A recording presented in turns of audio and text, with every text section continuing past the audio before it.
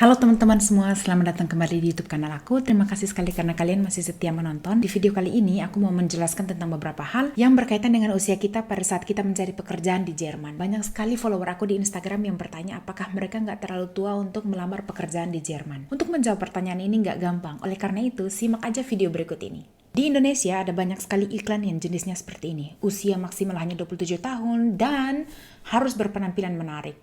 Jika kamu di luar kategori itu, biasanya kamu merasa diri udah kalah sekalipun kamu memiliki kualifikasi yang sangat baik. Ini beda banget situasinya dengan di Jerman. Kalau kalian cari di YouTube dengan judul yang seperti ini, kalian akan menemukan cerita-cerita yang sangat inspiratif oleh ibu-ibu yang usianya sudah di atas 30, bahkan 50, mereka masih kuliah dan mulai Ausbildung yang baru.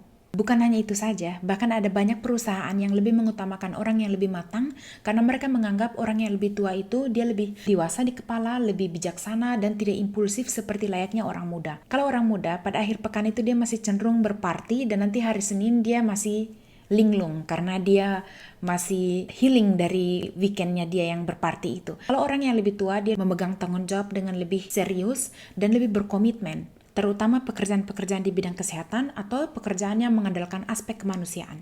Menurut perusahaan-perusahaan ini, orang yang lebih matang atau lebih dewasa itu, dia lebih berempatis dan lebih bertanggung jawab dalam menjalankan tugas-tugasnya dibandingkan dengan orang yang lebih muda. Pertanyaannya sekarang adalah, apakah tantangan terbesar bagi mereka yang sudah berusia di atas kepala 3 dan baru menjalani Ausbildung atau kuliah di Jerman? Yang aku lihat di sekitar aku dan mendengar curhatan dari teman-teman adalah terkadang kita kehilangan motivasi. Karena di kepala kita muncul sebuah suara yang mengatakan bahwa kamu itu sudah tua, apakah emang worth it untuk mulai dari awal lagi?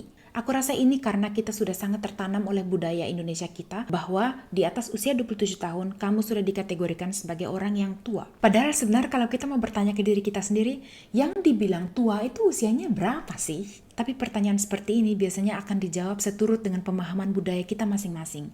Jadi di Indonesia orang yang berusia 29 tahun itu ya perempuan yang tua. Kalau di Jerman itu masih usia yang sangat produktif. Karena di Jerman itu teman-teman biasanya nenek-nenek yang usianya sudah 85 atau 86 tahun mereka masih bisa mengemudi gitu loh. Aku punya pasien yang usianya itu sudah 80 sekian dan mereka masih bisa mengemudi mobil, pergi belanja sendiri dengan mobil mereka, dan itu sesuatu yang kita tidak jumpai di Indonesia. Jadi pemahaman budaya kita adalah itu tuh tua itu tidak ada gunanya. Kita punya sebuah perspektif yang jelek terhadap kata sifat tua kayak gitu.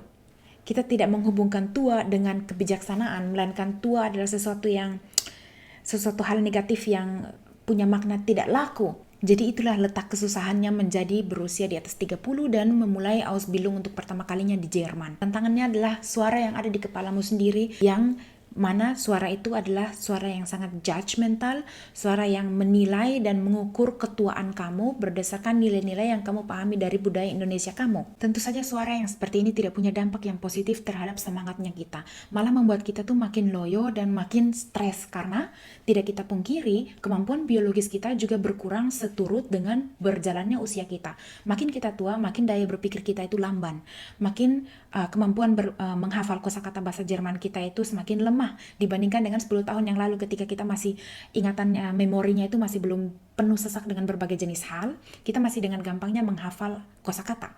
Di usia di atas 30 atau 40 atau 50 semakin susah dan itu sudah hukum alam, tidak kita pungkiri itu. Biarpun punya tantangan seperti itu, bukan berarti itu tidak mungkin. Apa sih di dunia ini yang tidak penuh dengan perjuangan? Kalau kita mau naik status sosial atau kita mau naik status akademik, tentu saja ada perjuangan yang harus kita tempuh. Jangan datang ke Jerman dengan harapan bahwa Jerman akan membuat kalian bahagia. Berada di Eropa atau di Jerman tidak akan menjamin kebahagiaan kalian. Karena yang namanya bahagia itu terlepas dari di mana kalian berada. Bahagia itu urusan hati.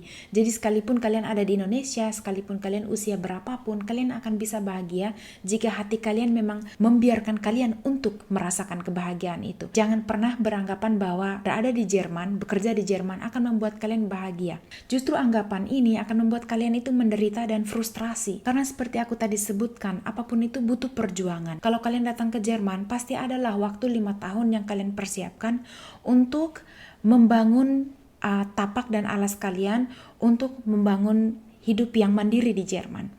Jadi kalian tidak datang dan 1 tahun pertama atau 2 tahun pertama kalian langsung sukses. Nggak seperti itu. Jadi pertanyaan apakah worth it? Apakah pantas aku pergi ke Jerman dan memulai hidup aku dari awal kembali? sah-sah saja kalau memang kalian orang yang berkomitmen dan orang yang serius menjalani mimpi kalian. Kalau memang itu adalah mimpi kalian, kenapa tidak?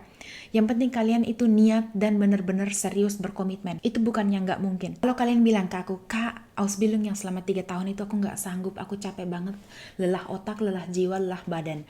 Oke, kalau begitu kalian bisa mencari sebagai alternatif, Google sendiri tapi ya, nicht reglementierte Berufe. Biasanya mereka tidak mewajibkan Ausbildung dan juga tidak mewajibkan Anerkennung seperti yang para perawat dari Indonesia lakukan di Jerman. Jadi kalian bisa dari Indonesia begitu bisa masuk ke bidang profesional di Jerman. Salah satu contoh di bidang kesehatan itu pekerjaan yang bernama Pflegehilfskraft.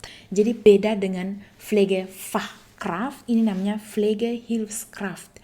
Jadi dia seperti pembantunya si Pflegefachkraft. Dengan pekerjaan ini kamu bisa bekerja merawat para lansia, bekerja di berbagai tempat, misalkan di klinik, di tempat rehabilitasi, atau di Pflege Altenheim. Penting untuk visa, yaitu kalian harus mencari pekerjaan Pflegehilfskraft yang Vollzeit, sehingga itu bisa memenuhi syarat untuk kalian mengajukan visa bekerja di kantor imigrasi. Berikutnya di video YouTube aku pengen banget membahas tentang keuntungan bekerja di bidang kesehatan, sehingga kalian bisa semangat sedikit dan tidak terlalu melihat bidang kesehatan sebagai sesuatu yang horor dan melelahkan banget. Oke, aku rasa seperti itu aja video kali ini. Aku berharap banget kalian bisa share video ini ke teman-teman kalian atau kenalan kalian yang kalian rasa mereka pengen datang ke Jerman. Jika kalian merasa bahwa informasi yang aku share di video ini sangat bermanfaat untuk kalian. Last but not least, tolong untuk teman-teman yang belum subscribe, kalian tahu seperti di kali lalu aku telah sebutkan bahwa jika kalian subscribe itu akan membantu kanal aku banget untuk makin berkembang dan tersebar luas untuk orang Indonesia yang membutuhkan informasi yang aku bagi di kanal ini, karena informasi-informasi ini adalah gratis. Kalian tidak perlu membayar untuk subscribe kanal aku, dan itu juga bentuk apresiasi penghargaan untuk aku banget karena aku telah mengorbankan waktu dan tenaga aku untuk membuat video-video ini untuk teman-teman semua. Oke, kalau begitu sampai jumpa di video berikutnya. Ciao.